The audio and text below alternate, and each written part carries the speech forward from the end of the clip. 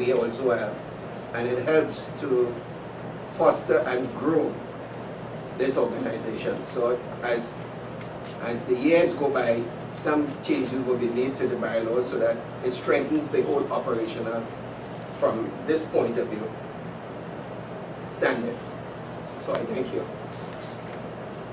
Thank you, Joseph. Any questions regarding the governance committee report? Any other feedback?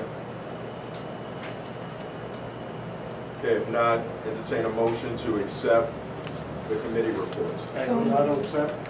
All right, Auto motion, second. State your name, please. Got you. All in favor, say aye. Aye. Opposed? Abstentions? There being none, so moved. So we have two presentations, and as I stated earlier, go forward at the meetings. We'd like to at least spend some time during these meetings to talk about some of the programs and some of the initiatives related to DYCD, just so you know some of the progress that's going on. So the first one is going to be regarding our Summer Youth Employment Program. And to present that, we have Acting Deputy Commissioner Alan Chang, who's going to give us some information regarding it. Thanks. Thanks, committee. So, as most of you know, a couple months ago, Suzanne Lynn, who all of you knew, familiar with, left. So I've been picking up the pieces the last couple of months and trying to do a good job of that. But I appreciate all that I'm hearing tonight and all the work that you have been doing, so thank you. Just really quick, as you heard the Commissioner give a brief report on the Summer Youth Employment Program. It is coming up. We are starting in about 4 weeks, July 7th. This year, we actually made a couple of changes. Actually, we made a lot of changes to the program last year, which Andre White, who's up here, will tell you a little bit about. But one of the big changes for this year was that we actually moved everything up a month. We released applications in March versus April. That we have been, the April date has been around for a long time, but we moved everything up, listening to what our community-based organization providers have told us about having enough time and letting young people know early enough so that they and their families can make the appropriate plans for the summer. So we are right now looking at serving, as the Commissioner mentioned, about 35,000 young people. We have a budget of just under $49 million. It actually is a little bit more money than last year, but as you all know, the minimum wage also went up this year, so we needed that money to get us to the same level of young people that we had last summer. We are almost, with the 35,000 slots, fully enrolled because we started so early. But as you also heard the Commissioner say, we are hopeful that there might be some more monies coming from the City Council or City Hall as the advocates have been out campaigning for our young people. That said, I want to bring up Andre White, who is the director of the Summer Youth Employment Program, and he can tell you a little bit more about where we are at in terms of the applications and jobs.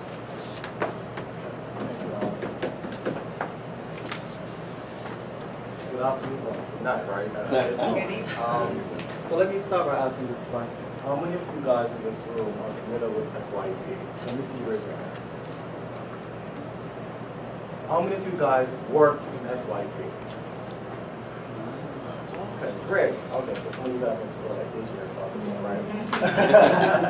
So as you know, the Summer Youth Employment Program began in the 1960s. It's been around for a very long time here in New York City. It's very much a part of the fabric of New York City. We basically started young people ages 14 through 24. They work up to 6 weeks in July and August. We pay them up to minimum wage for this year, which is $3 an hour, and they can work up to 25 hours a week. As Alan mentioned, the application process for this year began in March. We ended the application process on May 2nd. We received 129,000 applications for only 35,000 jobs, right? And Alan spoke about the budget and spoke about that before. In terms of the budget breakdown, currently we have $49.75 million, and that's $29 million in city tax levy funds, $1.6 million in CSBG funds, $14.4 million from the state. We raised $1.5 million in private funds, $2.5 million in RIA Investment Act, and $288,000 interest in funds. So currently we are on pace to serve roughly 35,000 young people. Unfortunately, we know that there are many young people are disappointed. And at DYCD, and working with advocates and working with Alan, we're constantly, encouraging corporate America to pump more money into the program because obviously there's a need and young people want to work. And clearly the budget is not going to take us up to where we need to go. Currently, we work with 50 community-based organizations across all 5 boroughs, resulting in 98 contracts. And one on Staten Island, to include these folks always ask me that. So do we not serve kids on Staten Island? We do. We have a CBO on Staten Island. Last year, we changed the model for SYP into what we call 4 service options. And I'm going to talk about those options. Service option 1 is for younger youth, and those are young people ages 14 through 15. They can work up to 20 hours over 6 weeks, and they're also paid at the minimum wage. Again, they're placed in different settings, the non-profit sector, for-profit sector. And for the first time last year for this particular age group, we introduced service learning and community service projects for those young people. The second option is what we call our older youth component for young people ages 16 through 24. They can work up to 25 hours a week, and they also get paid at the minimum wage, which is $8 an hour, and they work for 6 weeks as well. Option 3 is what we call our vulnerable youth option. These are young people who are facing certain barriers. They might be in the foster care system, they might be runaway homeless, they might be court involved, or actually the new term is actually justice involved, or they might be receiving preventive services through ACS. These are young people who are facing significant barriers. So they're recruited through our city partners that we work with, including ACS, NYPD, Department of Probation. We basically ensure that these young people get a job throughout the summer. There's a case manager that's assigned to each one of these young persons to ensure that they have a meaningful experience. And as you know, when you're vulnerable, obviously it's very difficult for them to retain throughout the summer. So we ensure that that case manager provides support services and make sure that whatever needs that they have, that those needs are met. And our 4th option is our Ladders for Leaders program, which is our unsubsidized program for young people ages 16 through 24. And it's our competitive employer-based program where these are people facing corporations throughout the 5 boroughs, and the employers actually pays the wages for these young people. It's a very competitive program, as I said before. They have to go through 30 hours of pre-employment workshop before they're actually placed. They have to also go through interviewing techniques. They have to actually go through different types of workshops, as I mentioned before, and they have to actually interview for their own job with the employer themselves. They're actually just not placed with the employer. Last year we served 35,957 participants. We are on track to serve at least 35,000 this year as well, and we received 135,000 applications last year. Program date for this year, we started on July 7th, we end on August 23rd, and the first payroll should be on July 25th. Do you guys have any questions for me? That was a wonderful presentation. However, could we get a fact sheet with the information?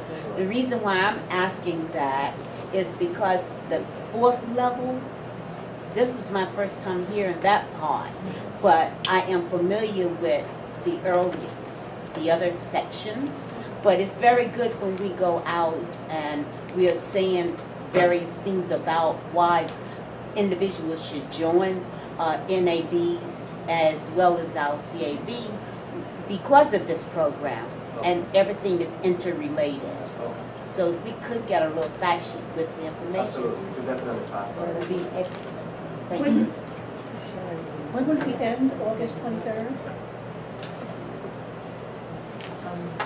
Can I ask what the percentage is of each group, roughly? Sorry. What the percentage is? Okay, so slots or? How many young people in each of the categories? Yes, Right. roughly. Okay. So for the younger youth, we have roughly 30%, and the older youth is 70%. And that involves the vulnerable youth category and the unsubsidized piece as well. For vulnerable youth, we set aside 1,000 slots. Those are the young people with barriers. And for the unsubsidized, the one that where the employers pay the wages, that's unlimited. We actually right now have about 300 or 350, somewhere around the 350 slots. But obviously, as more employers step forward and want to hire, that goes up. Are there different hours of operation for each one of those categories? No. Well, in terms of what young people could work.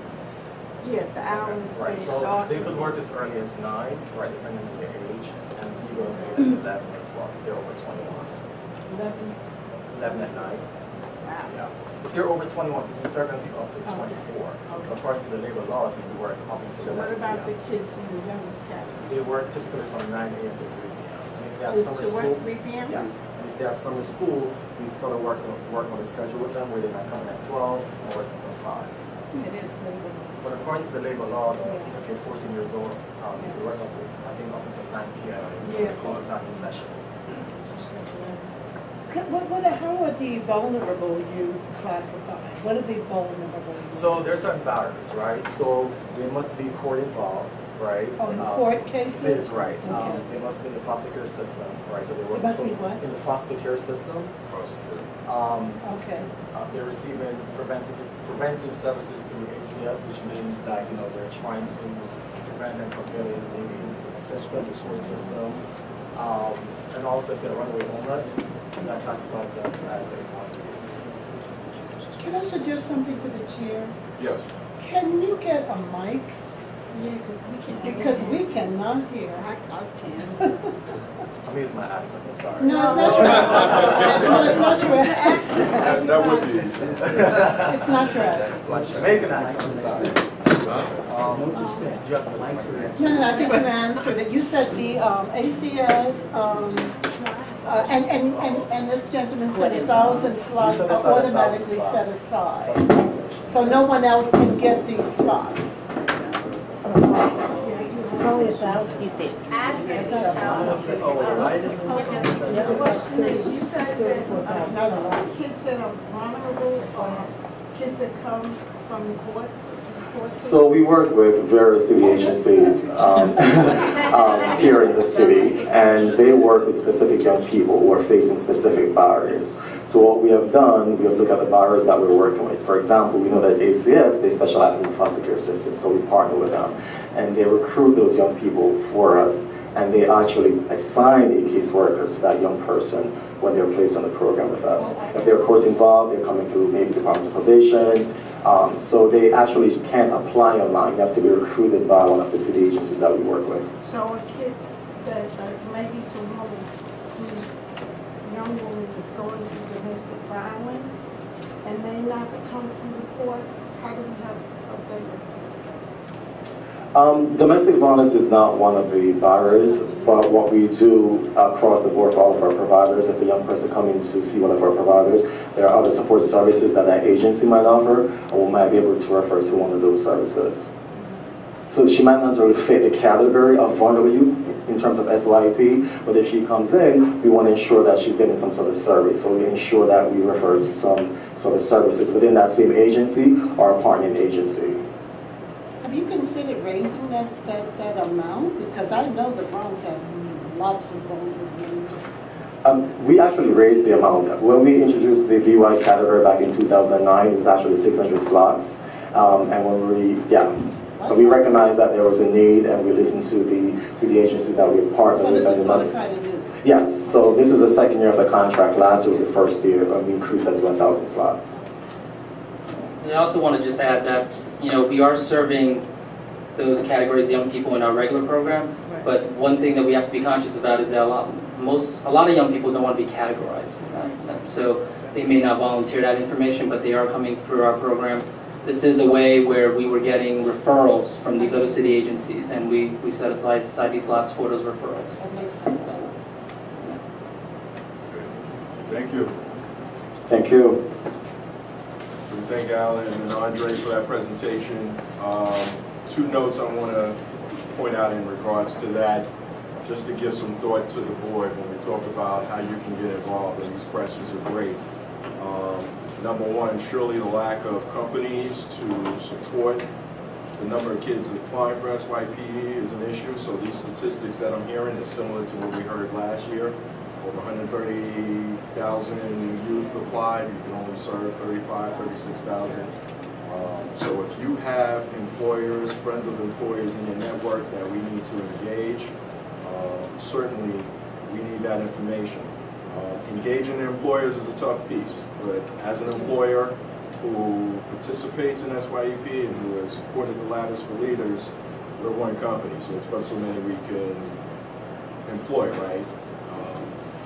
If we have tons of other companies that can support that, then you're talking about other kids that certainly you can keep off the street and keep out of trouble. And then there's a statistic that Commissioner Chong emailed to me, and pardon me, I forgot who conducted the study, but there is a direct correlation to kids who start work early at the ages of 14, 15 and up, who go on to have successful careers through higher education and so forth. So that is something also to think about. So it may not help to address those numbers this year, but certainly if we're looking at next year to make a dent in employing well over 35,000 kids for a similar youth employment program, then that's something I'd like to see. Could I, We got room for one question, because see, you've been bad. You haven't been keeping me on task with the time. I'm joking.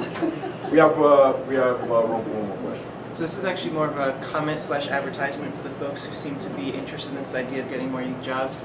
It was mentioned earlier the hope is to get more funding to expand the Summer Youth Employment Program. Both Sandy and I are part of what's called the Campaign for Summer Jobs here in the city, and that's an advocacy effort where we work with the City Council and the Mayor to try to increase funding for the program.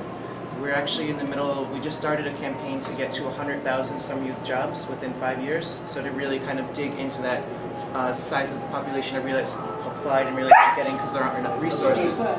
So really just want to say this is a campaign that you guys can actively participate in if you actually want to see more summer jobs, you want to work with us. And I would just encourage you to either see Sandy or myself after, get our contact information. We'd love to have your support in helping us get more summer jobs. Thank you. I'm sorry, one more question. is there a time limit for organizations, businesses to submit to the summer youth program that they would like to hire summer youth? So the question is the time limit, and is there a deadline for them to participate? So the program starts July 7th. Obviously, that would be the deadline. The deadline is July. We want to get young people. Okay, the situated by deadline July would 7th. be July 7th. Okay.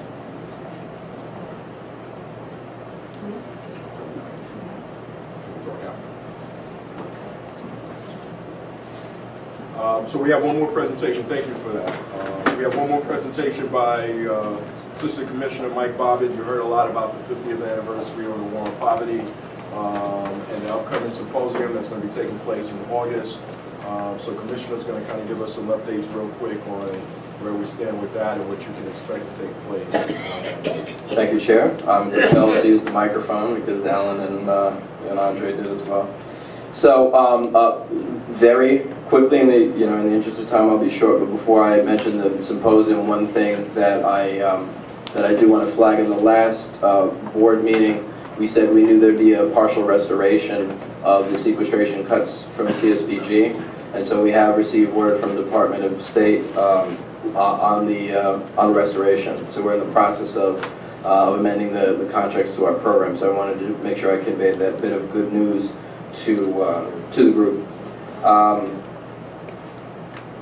I think what I'll do, since I see in your packets there's information about the Poverty Symposium, is I'll very quickly summarize and just hit a couple of highlights. So as was mentioned in the program committee report, we've selected Tuesday, August 12th for a one-day symposium called From Poverty to Opportunity.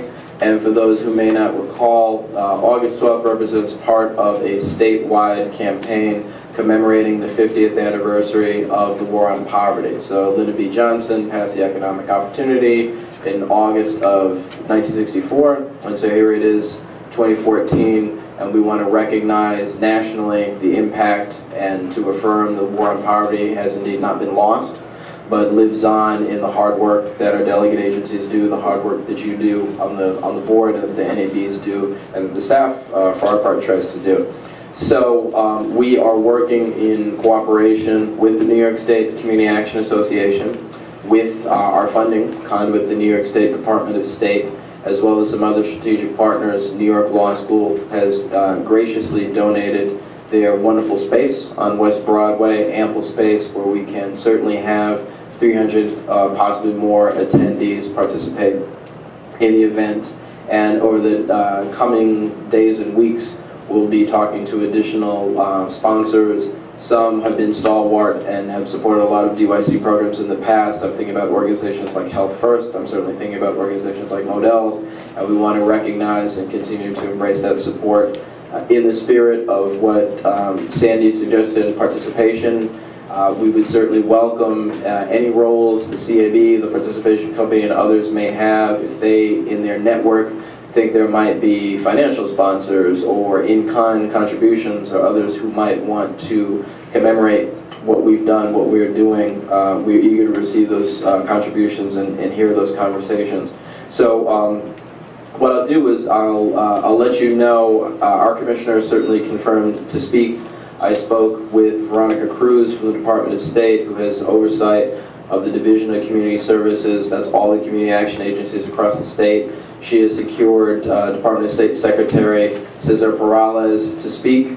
We are looking to secure additional plenary speakers, probably notables here, within the city and within the state. It's hard to know Governor Cuomo's schedule ahead of schedule, but she's certainly doing her part to keep an eye on his schedule. There is the possibility that he will be in attendance. I made copies of this. I won't go over this. You can kind of take these on the way out. There will be 10 panel discussions.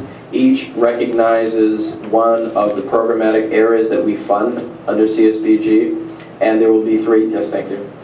There will be three workshops made available as all focusing on topics. See, we pay for technical assistance under CSBG too, so some of those service providers will be able to do demonstrations of how to leverage volunteers, how to do evaluations of your program. So we contend that the day will not just be politically symbolic, but will be practically useful for the community-based organizations, local elected officials, faith-based providers, students of human services, law school, etc., that will attend. So I think you'll see all of that in the summary. I think you'll see the panel discussions. We're glad that staff from New York Law School really wants to embrace this. They'll be moderating several discussions, and we're reaching out to others, some of the other city agencies whose work is relevant to our anti-poverty work. So for instance, HRA's Office of Citywide Health Insurance Access, for instance, New York State Mayor's Office to Combat Domestic Violence, New York State Department for the Aging. They all want to play helpful,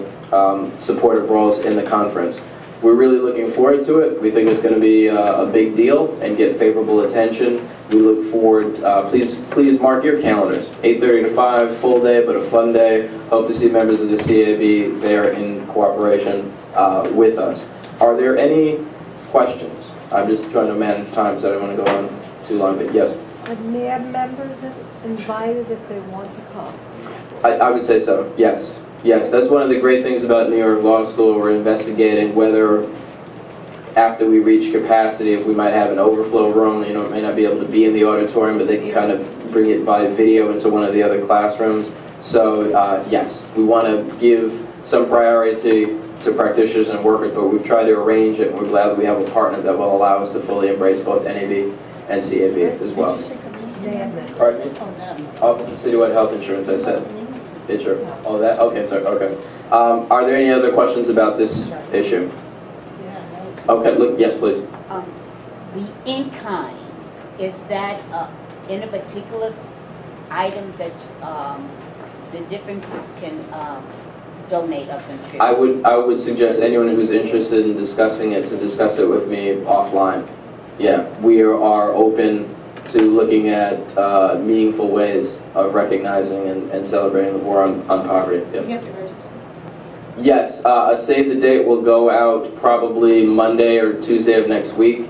We'll have an online registration form. We don't intend to charge a registration fee, but we do want to be able to track who's involved. And I neglected to mention, but in the handout that's going around, we have 3 supposed tracks. So some people might want to emphasize youth services, or adult services, or immigrant services. So we've designed a way that you can pick and choose what you want, but if you have a particular area of focus, the day can be meaningful for you. Can I invite key folks from my community? Yes, you can. When the save the date goes around, we encourage you to share it broadly with your network. And when the registration link goes live, we invite you to share that broadly with your network as well. Okay, great. Other questions?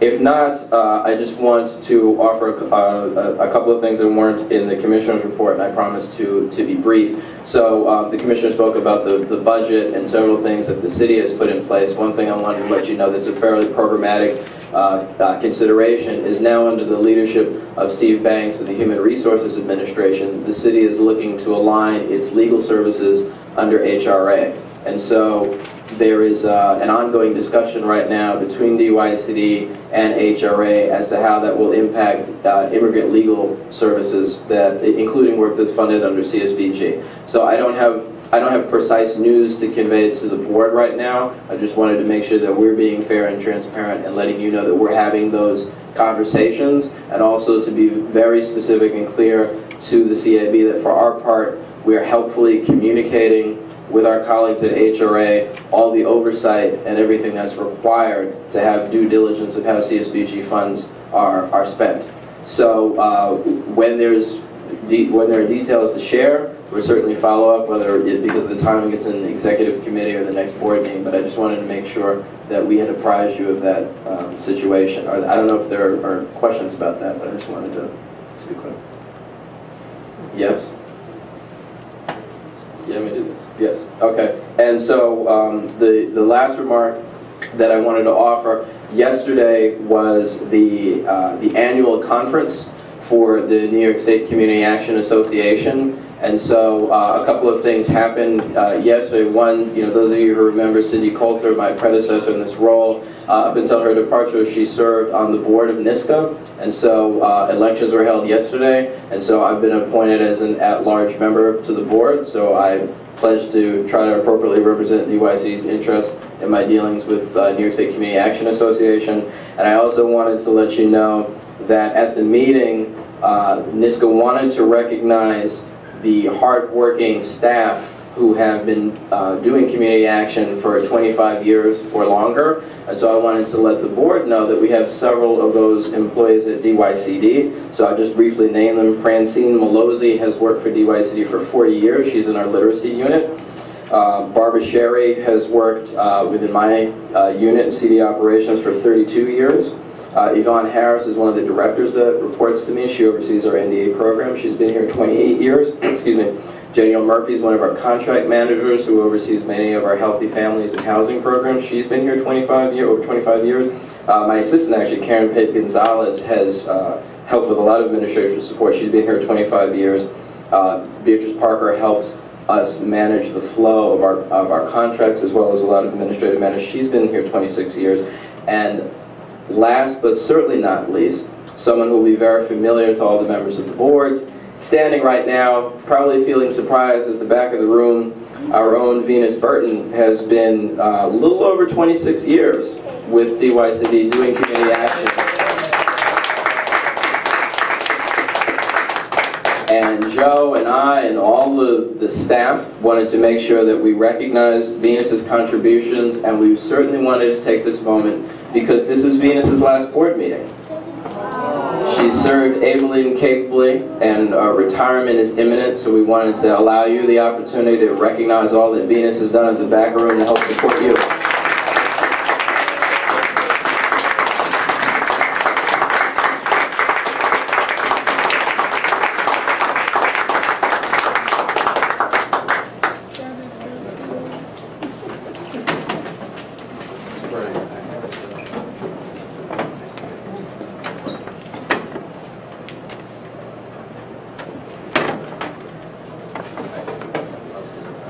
So that concludes my report. Thank you.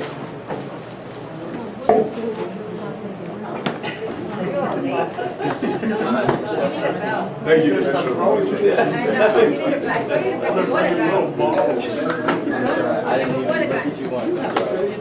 Okay, is there any old business? Any old business that we need to discuss? Any new business? All right, so we have hands up. Yeah, say it. I was late, but I'm not absent. I'd like the record to reflect that, please. Thanks. Yeah. He absolutely did, yes. Okay, thank you very much. Yes. I just would like to say Happy Father's Day to all the men. And we say it for the mothers, so without further ado, I'd like to Thank you. Amen. I have one last thing to say. Please, now that we have a camera front and center, say your name when your name and your NDA that you're representing for the record, because everybody's not being heard on the videotape, and so in case any of your locals are watching on the webcast, they know who you are, they know that you're present, they know that you're representing. You mean when you give your attendance? When you ask a question during the meeting, my name is, my NDA, and my question. Great. All right, that's it for new business. I thank everyone. I got you. Sorry. Well, let me say my remarks first.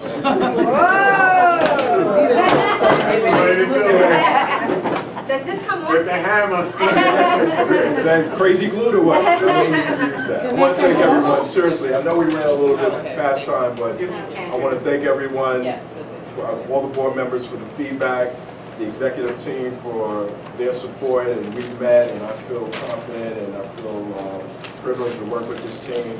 To Joe, G, thank you for that presentation. I greatly appreciate that. To Sam and to Joe and other members of DYCD for guiding me through this process. I look forward to the next meeting. Now, is there a motion to say it? Second. You got the names? I will. Bernice Williams, second. Thank you. All in favor? Aye. Thank you. Have a great evening and enjoy your summer this evening. And manja. Hold on. Yeah, I'd like to know what's actually, He's gonna email the pictures to Joe, and then we'll get them. Yeah, I'm not getting that joke. Okay.